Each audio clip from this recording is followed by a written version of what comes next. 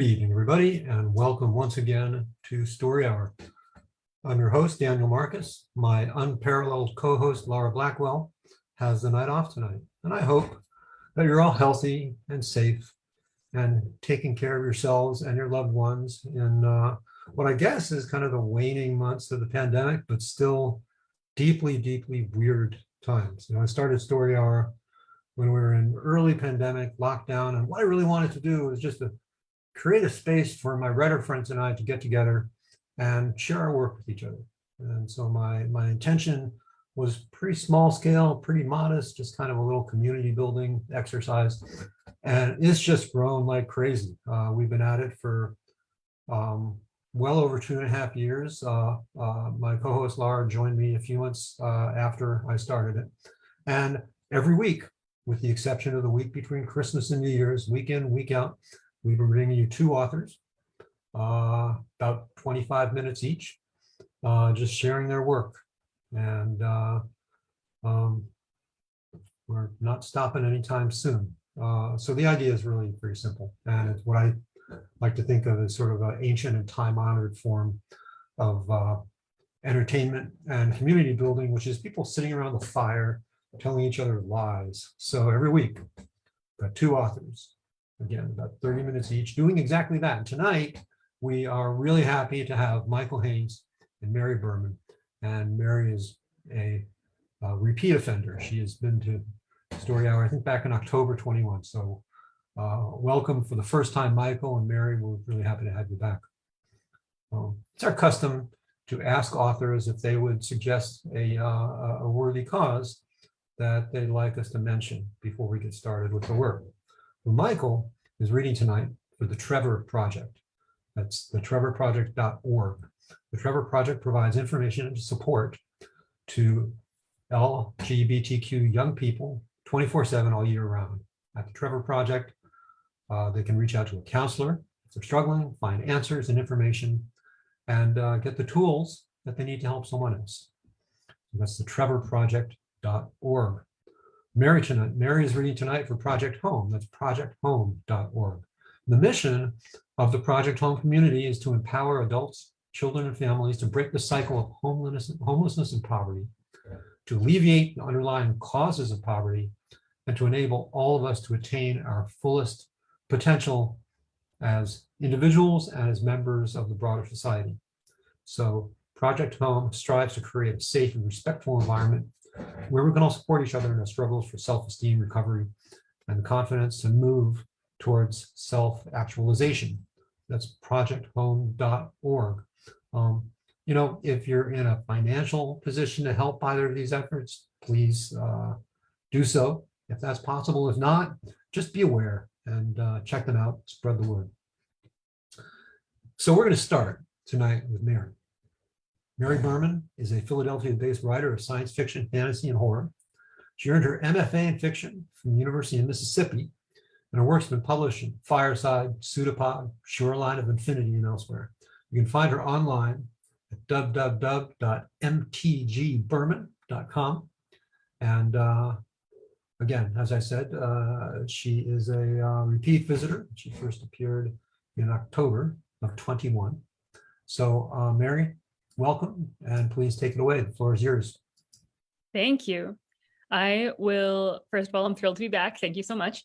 I will be reading one short story tonight. I'm very pleased with this one. This is possibly the sort of thing that I should keep to myself, but before this one was published, I submitted it 57 times. Truly a reminder that you do miss 100% of the shots you don't take. I would like to include a content warning for child death for this one, FYI. And this story is called Filtration Systems. It was published in May 2022 in Underland Arcana. Filtration Systems. On the day Jimmy Tomlinson murdered 98.96% of the population of Garbersdale, the sky was bright and cloudless. It happened at 11 o'clock in the morning. He should have been in school with the other teenagers, but he was the sort of boy who was always trying to wrangle his way out of school, and his parents were the sort of parents who let him. So at 10:58, on the day he killed everybody, he was sitting in his room with a pair of earbuds in, playing with a computer program he had developed. The program was designed to synthesize the most unpleasant sounds possible.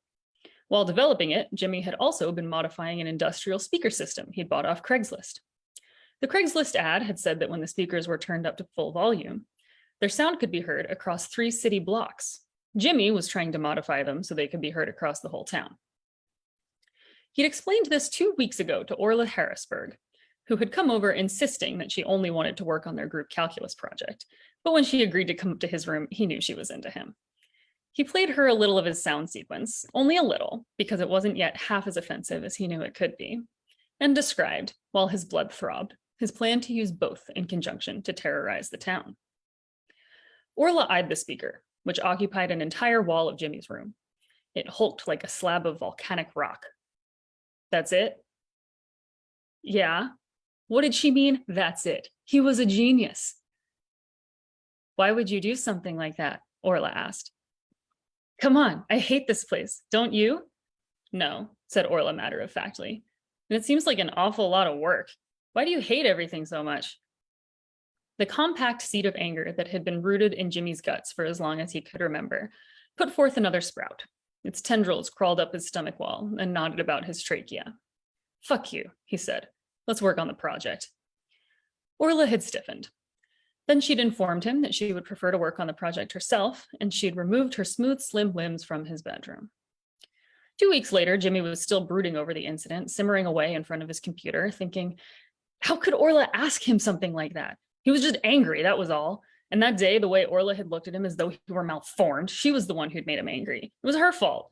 His parents and his teachers and everyone else who insisted that he do things he didn't want to do, it was their fault. Even strangers he encountered in the grocery store, the coffee shop, or the movie theater, strangers who persisted in being idiots or assholes or ugly or rude, their fault. In response to such a high volume of fucking people, it was perfectly normal to be angry. So thick vines of anger had kept on strangling Jimmy's organs, and he had kept on working on his synthesizer. And now, at 10:59 on Wednesday morning, he yanked his earbuds out, leaned over, and vomited into the wastebasket. Jimmy caught his breath. His heart juddered arrhythmically. In fact, he was pretty sure it had actually stopped for a second. The noise had been so ugly, so dissonant, so wrong that it had made him physically ill. But even as he sat there, his stomach still twisted, wiping a string of vomit and saliva from his chin, he felt a bold flicker of grim joy. He grinned. This would mess everyone up, all right. This would show fucking Orla. He unplugged his earbuds, plugged in the speaker, and hit play. The sound slammed into his eardrums like a sledgehammer, like an undersea volcano cracking the planet and displacing unfathomable tons of ocean, like an asteroid smacking off a hunk of the moon. Jimmy keeled over instantly. So did his father, who was working from home, and his mother at a deli half a mile away. So did virtually everyone else within a 3/4 mile radius, including almost the full population of Garbersdale, plus 100 or so people in the neighboring towns of Peterborough, Mixton, and Shellsway. But this story isn't about Jimmy Tomlinson. At 11 o'clock exactly, everyone else in Jisoo Kim's 8th grade algebra class toppled out of their desks and hit the linoleum. Jisoo blinked. Her chest tightened. This was another one of those jokes no one had thought to let her in on, because it had spread by whisper, and Jisoo, being deaf, could not hear whispers. This sort of thing happened all the time, and Jisoo tried not to let on how much it hurt her. She knew her friends and peers meant nothing by it, they just forgot, but, well. She smiled weakly, trying to seem cool and casual and happy, wondering if it was too late for her to fall out of her chair and participate as well. And then she realized that the teacher was also prostrate, and that Ricky Carlson, who had been leaning over precariously to pass Paul Tiny a note, had crumpled and landed on the crown of his head, and his neck was now twisted at a brutal angle, and no one was doing anything about it. And then she noticed that no one's chest was moving. A dull, rhythmic vibration pulsed beat-like through the soles of her shoes.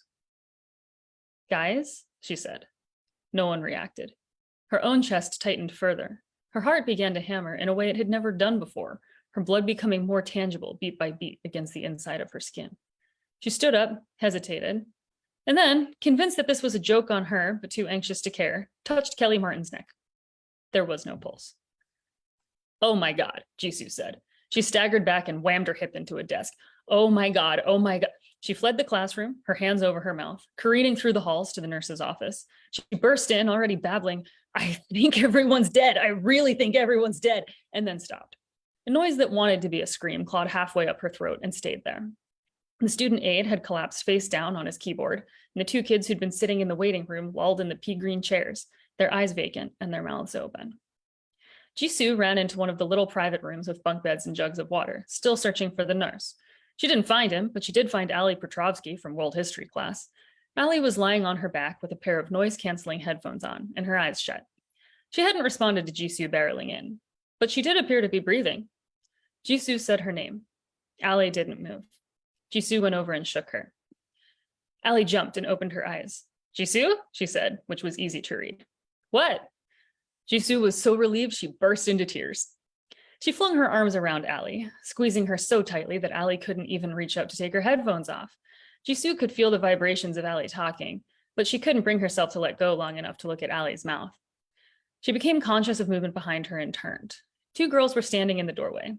Carla White, looking even blanker than usual, and Layla Sadiq, wearing her sensitivity suit and shaking her head like she was trying to get rid of a mosquito. Jisoo screamed, mostly from delight, and cried harder. "Hey, chill out," Layla said. "What's going on?" She rubbed her ears, crinkling the cellophane-like fabric of her suit.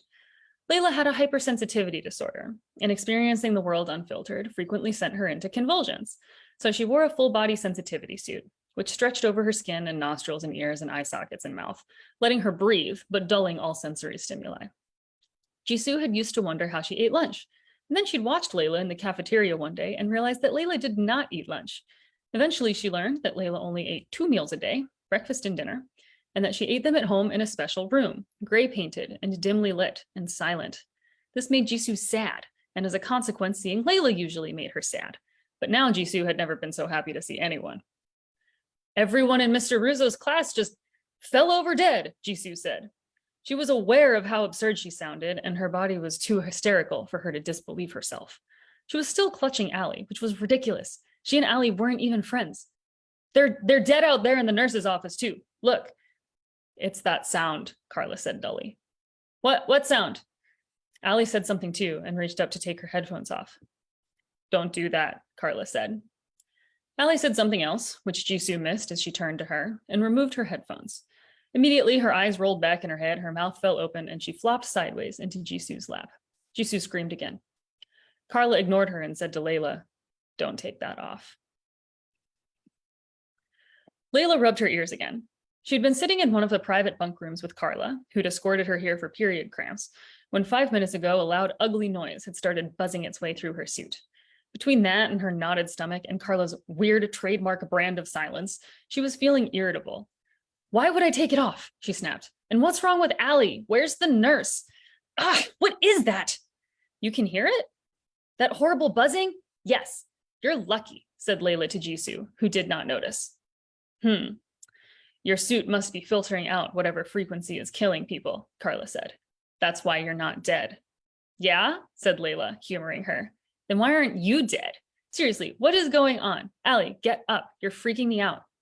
"She can't get up. She's dead. Come on." Carla tugged Jisoo out from under Ali Petrovsky. Ali slid off Jisoo and thunked to the floor like a rag doll. "Come on," Carla said, with, for the first time, a touch of real feeling. But Jisoo only drew a deep, shattered breath, and Carla, evidently fed up now, dragged Jisoo out of the room. Layla followed them as far as the nurse's office, and then paused to gawk at the two limp, unblinking sixth graders in the pea green chairs. She hadn't really noticed them when following Carla to Ali's bunk room. She'd glimpsed them out of the corner of her eye, but the suit tended to blur her peripheral vision. She just assumed they were asleep. But their eyes were open. It couldn't be true that everyone was dead. The sixth graders sure looked dead. "Carla?" said Layla uncomfortably. There was no answer. Layla felt a burst of quiet panic, looked out the door, and realized Carla and Jisoo were already halfway down the corridor. She hurried to catch up. "Hey, wait, what are you doing?" "We've got to figure out where the sound is coming from and turn it off." "Shouldn't we call the police or our parents?" "I wouldn't." "Why not?"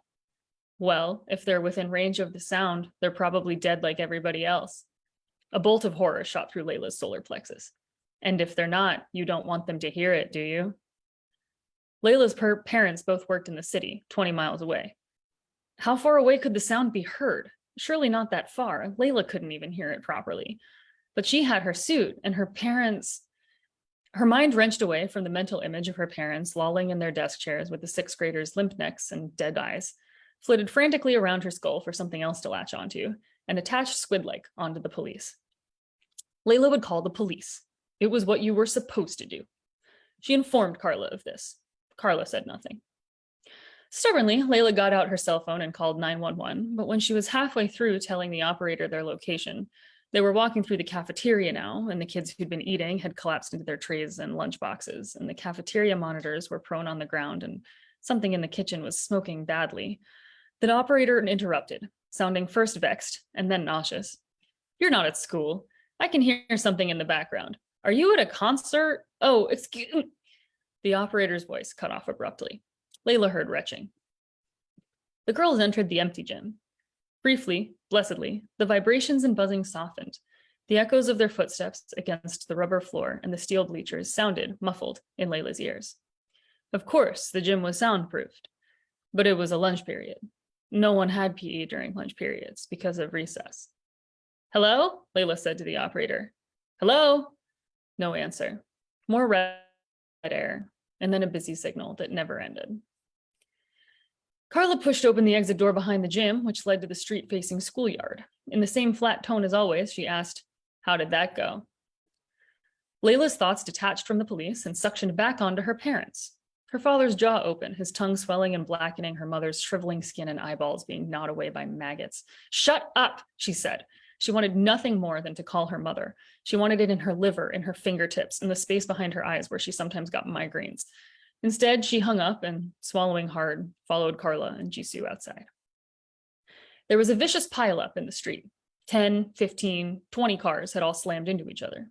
Some had spilled over onto the wide, flat, grassy schoolyard. The day was cloudless and warm, the sky a deep, impenetrable blue. And for a split second, as Layla looked at the wreckage and her two classmates and the hot yellow sunlight on the grass, she felt keenly and simultaneously the horror of the death and violence before her, her sick, suppressed anxiety, and the pure, unfiltered delight of skipping fourth period and sneaking outside on a beautiful day. Then she felt confused, and then she saw a severed head in the middle of the street, and then, much to her own surprise, her legs gave out from under her and she landed in a sitting position on the grass. Jisoo did not fall. Indeed, she looked too paralyzed to fall or throw up or do any of the things Layla Body was insisting ought to be done, too paralyzed to do anything but cling to Carla, who for her part had stopped moving. Carla squinted at the wreckage for a second, glanced left toward Main Street, and then turned her attention the other way, toward Hopkins Avenue, which marked the start of a residential neighborhood. Layla asked, "What are you looking for?" "The source of the sound. I think it has to be close, but I can't tell." Layla considered. In just 6 hours, her parents would be on their way back to Garbersdale. The fingers of her left hand drifted to those of her right. She hesitated, gulping, and then in one swoop, she peeled off the right-hand glove of her sensitivity suit and pressed her palm to the ground. The sound's vibrations thudded through her like ocean waves, like honeybee swarms. They were coming from someplace past Hopkins. Her body hummed violently. Layla shuddered once, already feeling unglued, and ripped her hand away. Carla and Jisoo were looking at her. Layla managed to say, "That way." "Oh," said Carla, respectfully. "That's neat. Come on, then." She took Jisoo's hand and started walking. Layla stayed on the ground for a few more seconds, focusing on the soft, distant sensation of her suit's fabric against her palms, her cheeks and forehead, the insides of her thighs. Then she took a deep, helpless breath, got to her wobbly feet, and followed. They walked toward Hopkins Avenue and turned right on Estaw Street. Carla marching, Jisoo stumbling, Layla just kind of drifting. They saw 2 more car accidents, but these weren't as bad, just a pair of crumpled, skewed cars with unbroken seatbelted bodies drooping behind the steering wheels. They passed 17 dead squirrels, at least 32 dead songbirds, Layla lost count, 2 dogs, and a single house cat on its side, fluffy and unmoving. The birds were mostly robins and blue jays and goldfinches. They looked like jewels. A man in camouflage green clothes lay next to a still running lawnmower, which chewed away placidly at his left foot, slowly turning the fresh chopped grass a soft rust color. From one house floated the sweet strains of a recorded Bach prelude. Then, at the same time, Layla and Jisoo stopped. Both girls clapped their hands over their ears and fell back. Jisoo looked astonished. She exclaimed, "I can hear it!" Carla looked stricken. "I thought you were deaf." I am. I mean, I can only hear sounds if they're really intense, which, they're not usually. But cautiously, she lowered her hands and stepped forward again, an expression of dim wonder on her face. "No!" Carla shouted, but it was too late. Jisoo's eyeballs jittered in her head. She sucked in a strangled breath and fell. Layla lunged forward to grab her and heard, as she had a split second ago, the not too muffled strains of a hideous cacophony. She felt her own heart cease to beat and leapt back out of range with a gasp. Carla hauled Jisoo over her shoulders and dumped her next to Layla, and Layla crouched over her, stunned and hopeless, feeling for a pulse. Miraculously, she found one. Jisoo had been moved out of range of the sound before her body had had time to fully shut down. Layla pounded on Jisoo's chest, more so she could feel useful than anything else, and Jisoo inhaled a shallow breath. Carla covered her face. "That was my fault." "What?" "I should have known your filter wouldn't work if you got close enough. And Jisoo, just stay here, okay? I'll find the noise and make it stop. Maybe everyone else will wake up too if it stops." Hysteria bubbled in Layla's chest. "They're not asleep! There's a guy back there missing his head!" Carla took one step away from her, 2, 3, then turned on her heel and speed walked down the street. "Carla!" Layla bellowed. "Why aren't you dead?" Carla did not respond, did not even indicate that she'd heard. She broke into a jog, then a run, getting farther and farther away. I screamed too much. When she was almost at the end of the street, she slowed down and cocked her head. Then she turned. I'm still recovering from COVID. Excuse me. I'm not done though.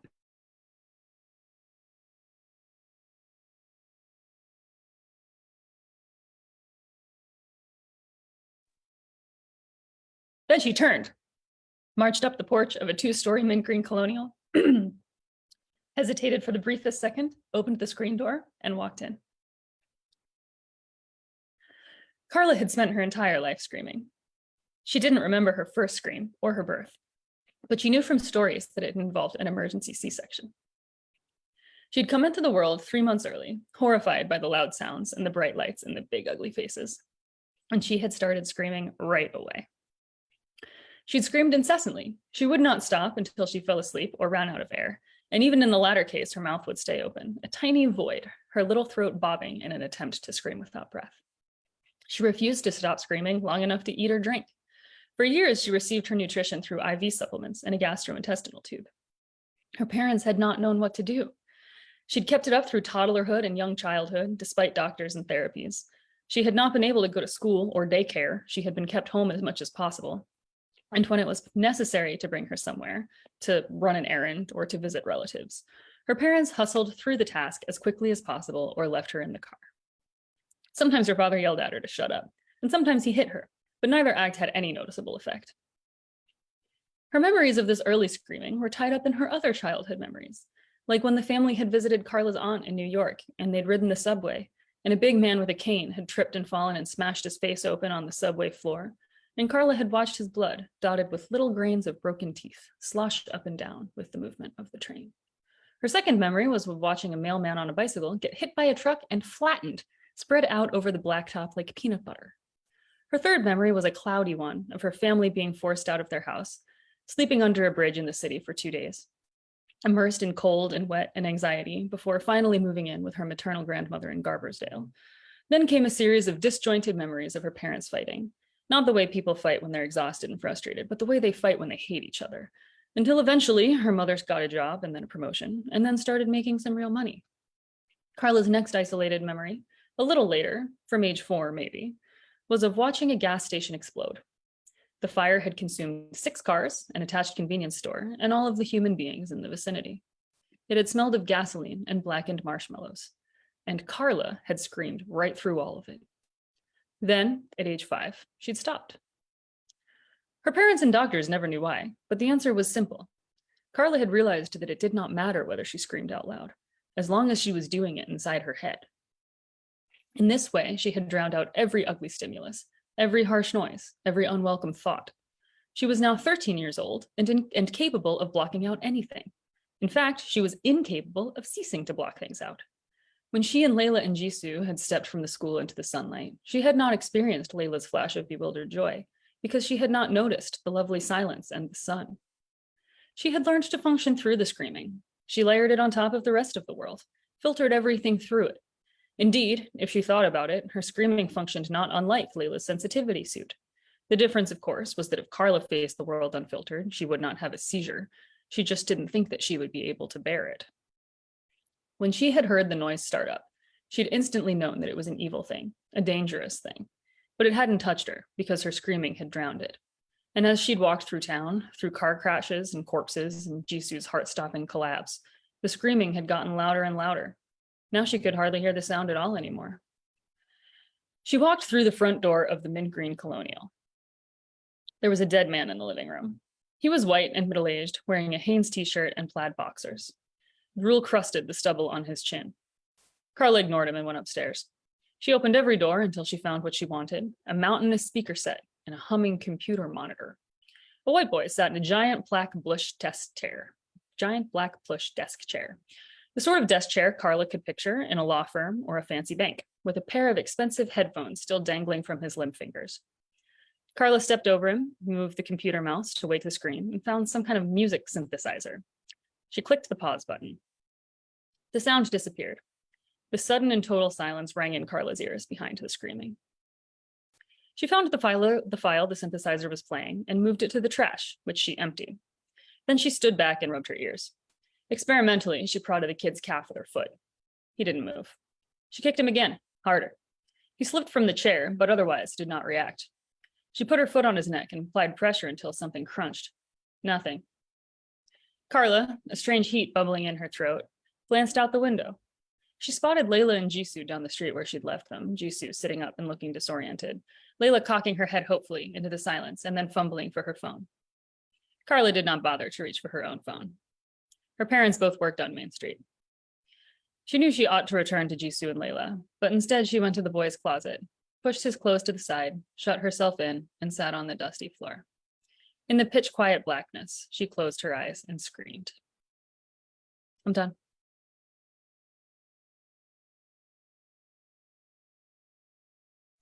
Oh man, I really enjoyed that.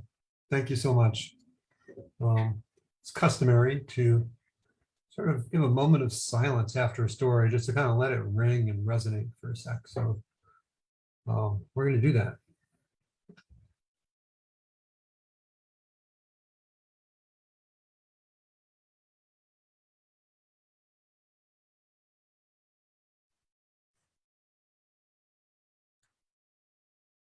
So 57 submissions, huh?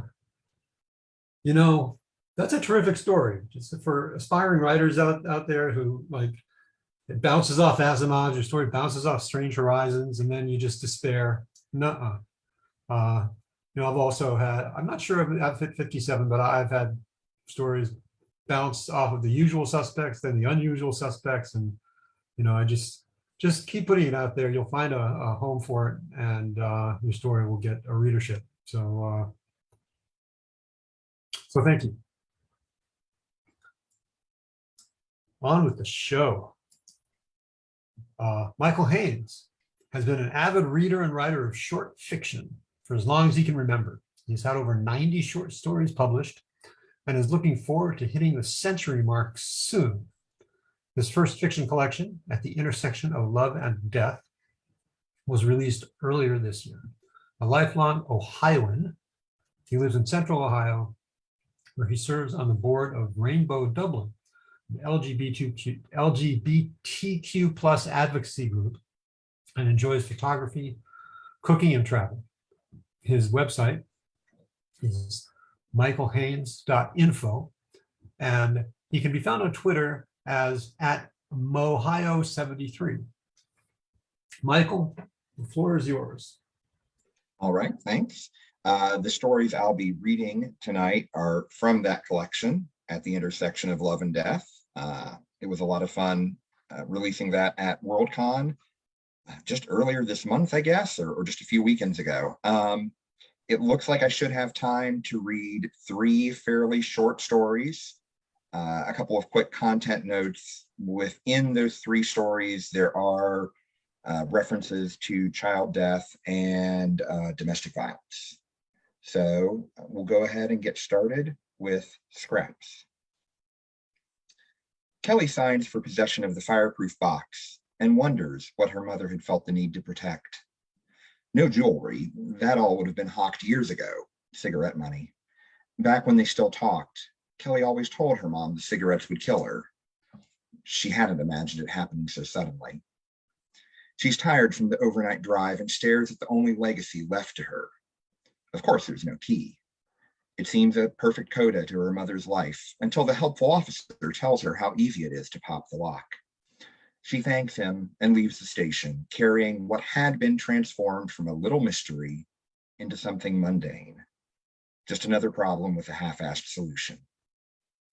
In her motel room, she fiddles with the box until it springs open. Her stomach clenches when she sees the scrapbook, the only thing in the box. She wishes the damn thing had burned up too. One finger traces the spiral wire binding the book together. There are dogs on the cover, happy, frolicking dogs, completely at odds with the memories she associates with the scrapbook. Kelly remembers that Christmas. She'd been 15 and saved up money that year by recycling cans so she could buy her mother a new purse. When her mother opened the package, she didn't look excited like Kelly had hoped. She looked stunned. Kelly asked if she liked it, and her mother said it was beautiful, but the words were flat. She must have known what was coming. Kelly unwrapped her own present, easing open the green paper with silver snowflakes, knowing it was the only gift she would be opening that year. What she had revealed was this cheap dollar store scrapbook. The memories of the rest of that Christmas embarrass her. She'd torn into her mother the way only a teenager can, thrown the scrapbook on the ground and stormed out of the house. When she came home, almost at midnight, the scrapbook was gone. Her mother was dead asleep on the couch. An empty beer and a full ashtray sat on the end table. They never discussed that Christmas. Kelly would have bet the scrapbook was moldering in a landfill, but now here it sits on the wobbly table of a cheap motel room. And she can't find the courage to open the cover. Tomorrow she'll be making funeral arrangements, and in a few days she'll leave this town for good.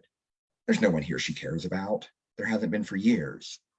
And now there's no one here that she has any responsibility toward either.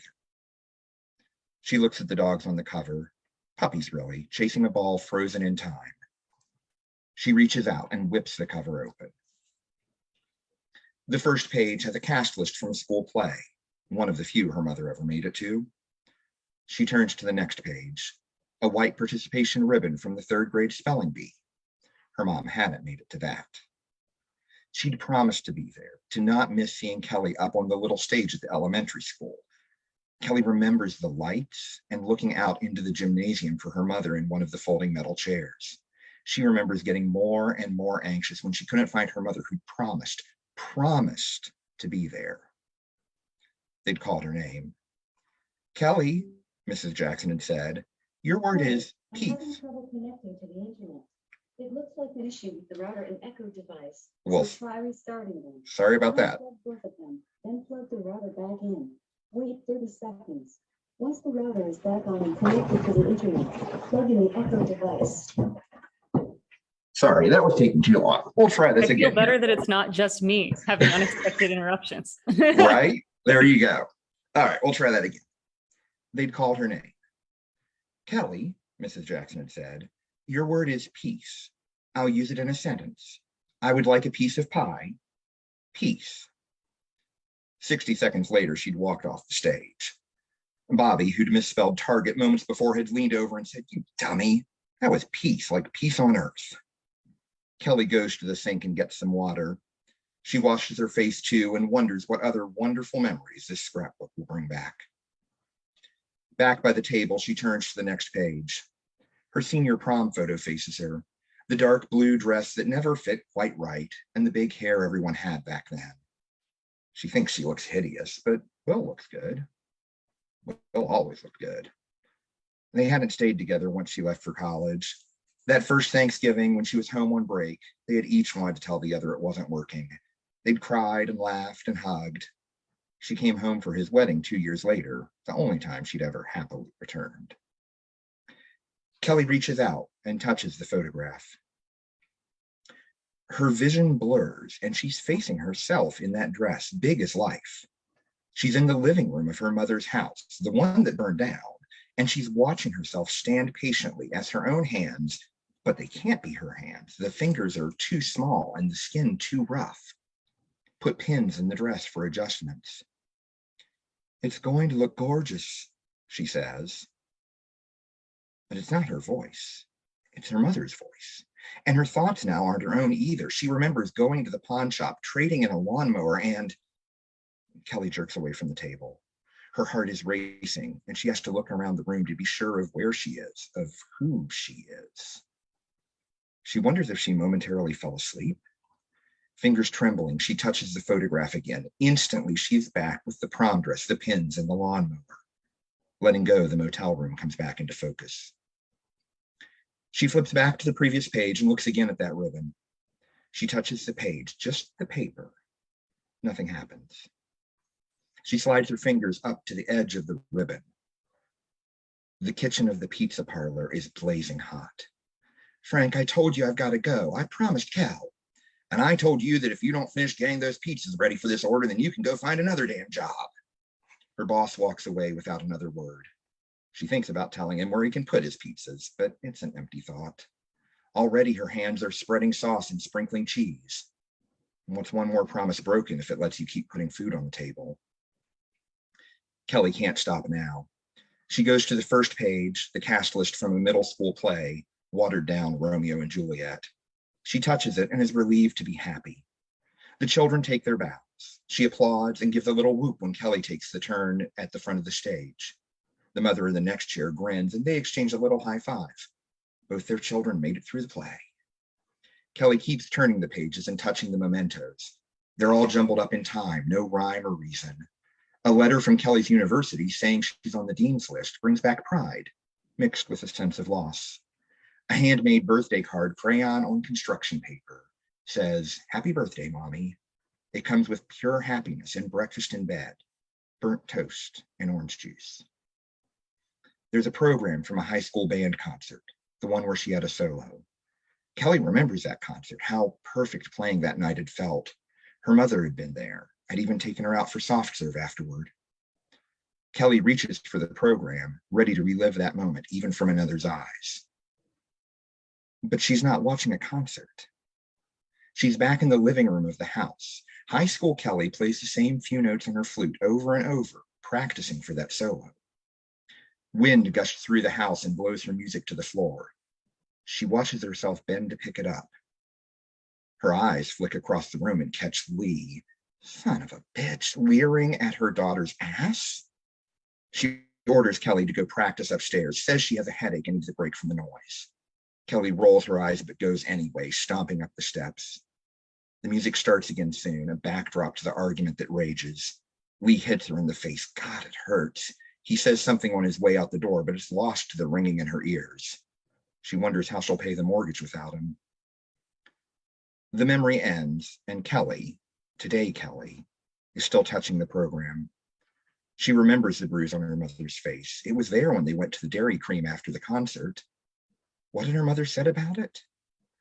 She tries, but can't recall.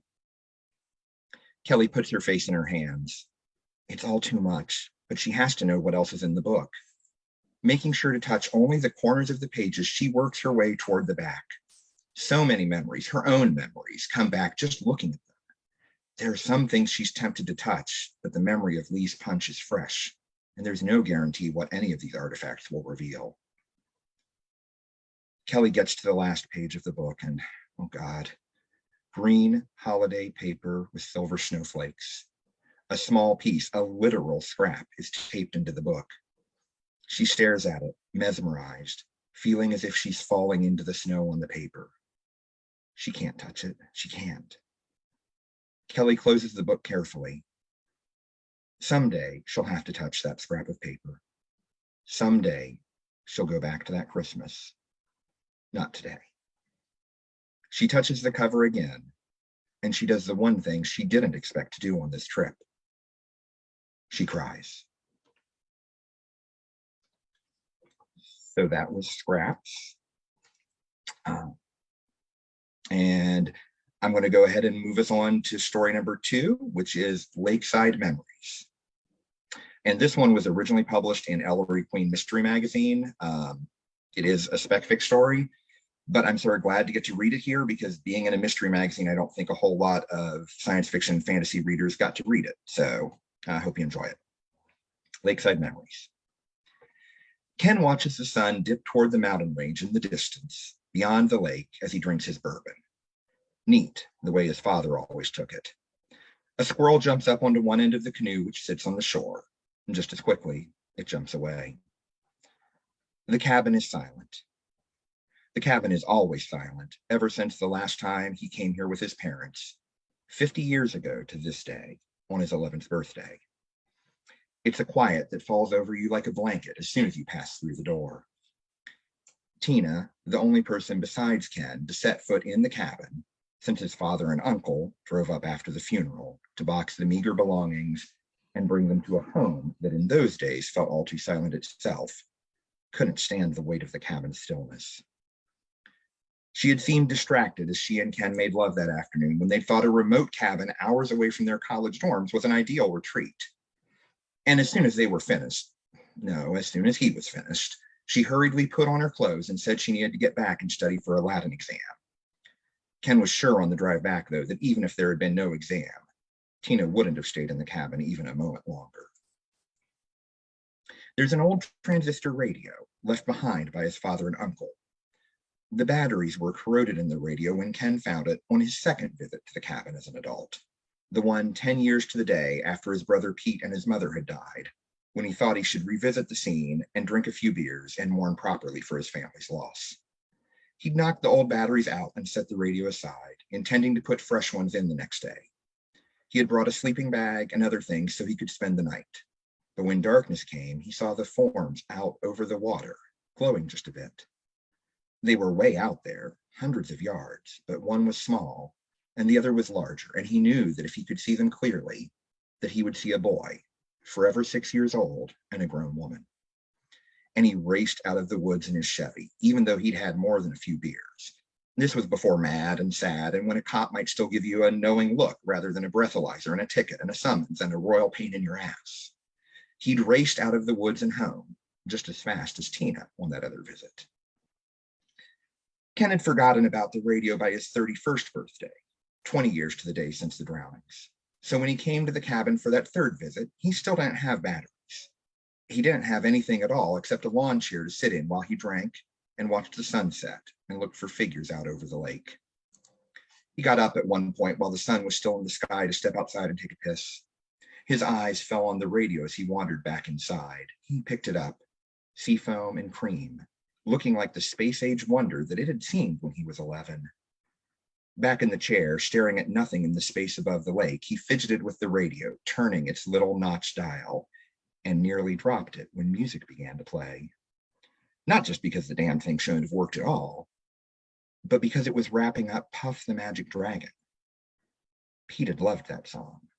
He had sung it over and over and over in the car on that last ride, that last time he'd ever ridden in a car besides a hearse. Sung it until Ken wanted to yell at Pete, yell one of those words that he heard his father and mother using when they argued at night, thinking that the boys were asleep, thinking that they couldn't hear through the ducts in the house. But he settled for flicking the bare skin of Pete's leg below where his shorts ended. Pete knew not to tattle, knew it would get worse if he did. Finally, he got the message and stopped singing. Ken turns the radio on now, on his 61st birthday. The Beach Boys, Surfin' USA. Ken likes this song just fine, and he lets it play. When it ends, he knows he will hear another of the top hits of 1963, because that's just the way it is. He doesn't drink beer anymore, not unless he's at the ballpark with the guys from work. Well, even then, he hasn't done that in 2 years, not since he turned in his actuarial tables and called it a career. Thought he'd have a heck of a retirement for himself. No kids, good investments, over $1 million in retirement accounts. Hell of a lot of good it'll end up doing him. So he drinks a lot of bourbon tonight and every night. His oncologist always tells him he should stop drinking, but Ken answers that he has drunk all his adult life and isn't about to stop. The doctor, she just looks at him when he says that and purses her lips, goes on to the next item on her bullet list of things for him to do and not to do. One surfing song segues into another as the intro to Wipeout comes through the speakers. Ken swears that the music sounds better now on the transistor radio than it did 30 years before, or even 50 years before. But maybe that's just a failure of memory. It's getting late now, not dark yet, but the sun has already started to slide out of sight. Ken sits in a lawn chair, but not the same one from 30 years ago. That one had rotted out by the time Ken returned for the third of his once-a-decade visits. And Ken remembers that it's not true that he's drunk all his adult life, because that visit, when he was 41, was while he was dating Sheila, and she'd got him to stop drinking. Cold turkey, mind you, and it hadn't really bothered him at all. Actually, it had bothered him a lot, because there was no reason he should stop drinking in his mind, no reason except humoring Sheila. But as far as withdrawal, physical or mental symptoms from cutting his body off from alcohol 100%, that he hadn't had any issue with. Ken's always been able to handle his alcohol. But that's not quite true either. He drowsed under the hot summer sun on that afternoon 50 years ago when their mother died trying to save Pete, hadn't he? Their dad had gone back to town to get more food, more beer, more bourbon. Ken remembers watching through a haze as his mother ran into the water and swam out toward where Pete was floundering in the center of the lake. He lost sight first of Pete and then of their mother. For just a moment, he had seen her break the surface of the water, but she was too far out for him to see clearly. Too far for him to know if she'd gotten hold of Pete or not. And then there was silence. When Ken's dad had shaken him awake, Ken thought it had been a dream, but one look at his father's face with confusion and panic fighting for the upper hand let him know that it hadn't been a dream. He never acknowledged having been awake at all, said that he had fallen asleep, and the last thing he remembered was Pete just wandering along the edge of the lake while Mom read her Book of the Month Club book. And now it's dark outside. The sun is down, and the only illumination is the twice reflected light on the lake from the moon. The Ronettes are playing now, Be My Baby. Ken pours himself another bourbon and takes a long drink from his glass. The water's surface is still, and there's nothing out there that he can see. But he knows that if he waits, they'll appear. Even though it's his drink of choice now, it had taken Ken a long time to try bourbon. The associations he had with it were all negative, but when his father had died, it seemed only appropriate to toast the man with his favorite drink. And he had found that it went down easy, much easier than the slug that Ken had poured Pete while their mom read 7 Days in May out by the lakeside. Pete had screwed up his face something awful after taking that drink and demanded some of Ken's bottle of beer. Ken drains his glass and sees a glimmer outside, or thinks he does, but it doesn't resolve into anything. Maybe just a damn firefly. He rolls the empty glass between his palms. Mid-song, the radio goes silent, and even when he picks it up and twists the dial this way and that, it still doesn't play any music. The greatest hits of 1963 are dead and gone, babe. But that's okay, because he sees them now, out over the lake. They've never threatened him or tried to communicate with him, and yet he's always been sure that if they ever caught him, they'd make sure he suffered their fate. Hell, maybe that's melodramatic, but it's what he's believed ever since that very first time. He'd been drawn back every 10 years, not sure whether it was for remembrance or penance or some perverse internal drive to look at them and be glad that it was Pete and not him. And on each visit, he'd been ready to haul ass if he had even a hint that they were getting closer, coming to claim him. The bottle of bourbon is half empty. Ken thinks about having a final drink, but he's got a good buzz on and doesn't want to tip it over the edge into a full-on drunk. He stands up and puts the bottle on the counter and his glass in the sink. The night air is cool for the season. Ken turns on his cell phone's flashlight and uses it to make his way along the uneven ground toward the back of the cabin and the lake shore.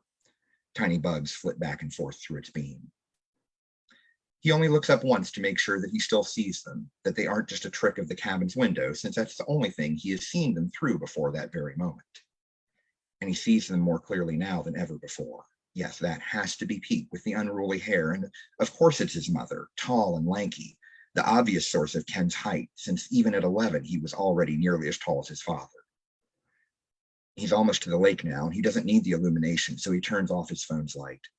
He sets the phone on a big flat rock, the one Ken and Pete used to fight over, who got to sit on it and who had to sit down on the beach and get sand all over themselves. Ken gets into the canoe gently, with more caution than makes sense for a man who's been dying on the inside for 50 years in one way and a shorter time in another. A man who's hoping that all the dying stops tonight. He pushes off from the shore and feels the little boat slide into the water. Several hundred yards away, the two forms remain, shining like the moon on the water, unmoving. Ken lowers his paddle and heads out toward the middle of the lake, to where he hopes they will let him find out what the last 50 years have been like. And after those two, something that's at least a little bit lighter, we're going to finish up with Death Rides Shotgun. And this is a flash, so it'll be pretty brief. Joseph took it as a bad sign when he exited the office of the motel he'd stayed in just outside Scipio, Utah, and found Death sitting in the passenger seat of his midnight black convertible Corvette. He didn't want to get in the car, but there wasn't anything for it. He was halfway from Butte to Barstow, and he'd be damned if he'd missed seeing his new granddaughter. Though on reflection, he suspected that wasn't quite the turn of phrase that he ought to be contemplating just then. Joseph sighed, hitched his pants up, and walked over to his vet. "I think you've got the wrong car," he told Death as he settled behind the wheel. Death turned and looked in Joseph's direction. Not at him exactly, more like through him. "Shit," Joseph breathed with a shudder. He fired the car up, turned on some AC/DC, again, wondering about the wisdom of that choice, and soon they were doing 95 down the freeway under the blazing July sun. They were nearly an hour down the road, just past the western end of I-70, when Death first spoke. "That looking through you thing usually rattles folks more," he said. "Well, guess I've been expecting you for a while." Death gave a little, but didn't say anything more. Joseph stopped to fuel up the car before they left Utah. Pumping the gas, a wave of coughing overtook him, so fierce that his head ached and his vision dimmed. Carefully, braced against the car and resolutely not looking Death in the eye, he caught his breath. On Joseph's way into the store to get water, Death hollered, "Get some snacks." It turns out Death is fond of Cheetos. Joseph noticed the orange stuff didn't stick to Death's fingers and supposed that was a benefit of the whole immortal thing. Crossing into California, Joseph shut off the stereo. "You do this often?" he asked. "Not really." "So what's happening with other folks? No one dying today?" "It doesn't work like that. I am many places." "And one of them is the front seat of my Corvette?" "Rather obviously, yes." Joseph thought about other questions he wanted to ask, decided he wasn't sure he'd like hearing the answers, and turned the music back on. The sun was getting low as they drove through the outskirts of Barstow and pulled onto Marla's road. He hadn't seen her in a decade, not since she'd left Montana, and they hadn't been on good terms for years before that. But she'd had a daughter in May, and even though Joseph's doctor said he shouldn't be taxing himself, he'd decided he was going to meet Caroline while he still could. Dogs barked as the Corvette turned into the driveway. "I'll wait out here," Death said. "Good call." Joseph went to the door and knocked, hoping Marla was home. He hadn't called ahead. She came to the door, Caroline in her arms. Her eyes grew wide. "Jesus, Dad," she said.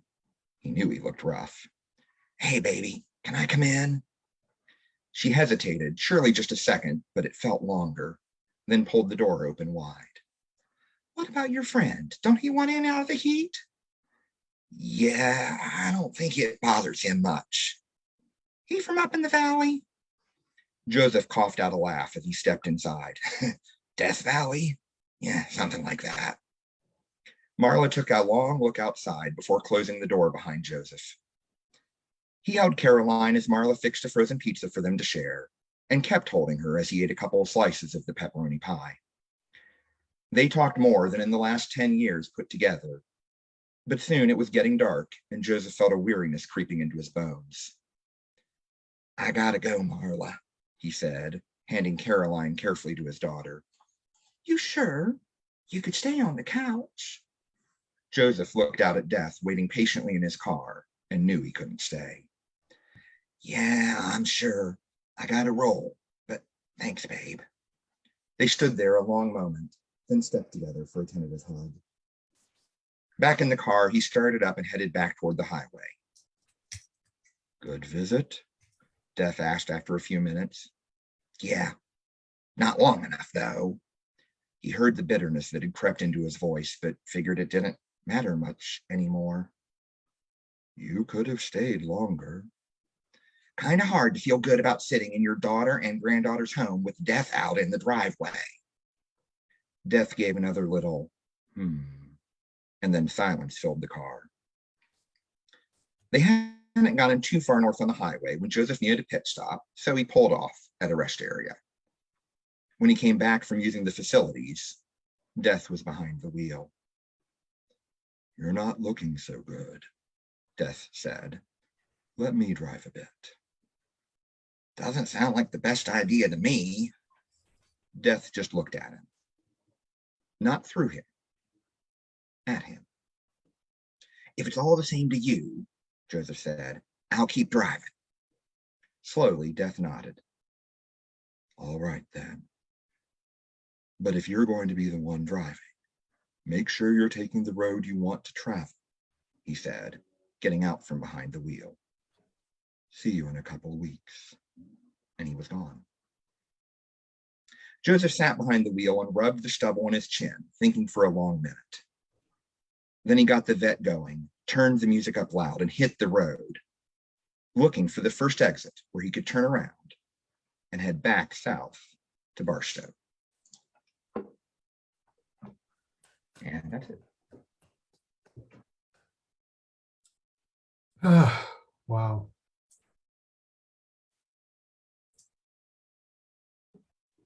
Michael Haynes, thank you so much. Really lovely work. Thank you. Mary Berman, also really lovely work. Thank you so much for joining us tonight. Thank you. Yeah. All right, next week, please come back. We've got P.L. Watts and Wendy N. Wagner. Between then and now, please continue to take care of yourselves and each other. And hopefully we'll see you next time. Good night, everybody. Thank you.